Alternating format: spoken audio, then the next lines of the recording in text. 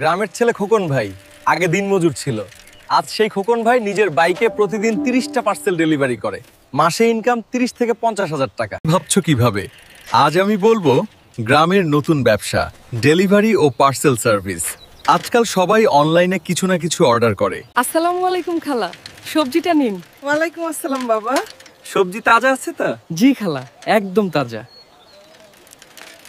এই সাগর, তুমি আমার দোকানে বাকি খেয়ে তুমি আমার টাকা দিচ্ছ না। সকাল থেকে 10 টাকা বিক্রি করতে পারি নাই, তুমি আমার টাকা আজকে দাও, এখন দাও আমার টাকা।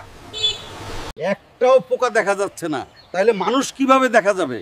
সারা দিনে 10 টাকাও বিক্রি করতে পারি নাই, এভাবে করলে কি ব্যবসা হবে? ভাত খাওয়ার সময় হয়ে গেছে, হানিস এখনো দোকানে আসে নাই। কখন যে আসবে ছেলেটা? বাড়িতে যে চারটা ভাত খাবো, ভাল লাগছে না দোকানে বসতে বসতে।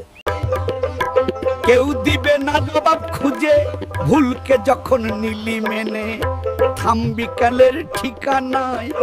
দাদু, তোমার দোকানে যখন বেচাকেনা হচ্ছে না, তখন তুমি ইউটিউবের জন্য ভিডিও বানাও।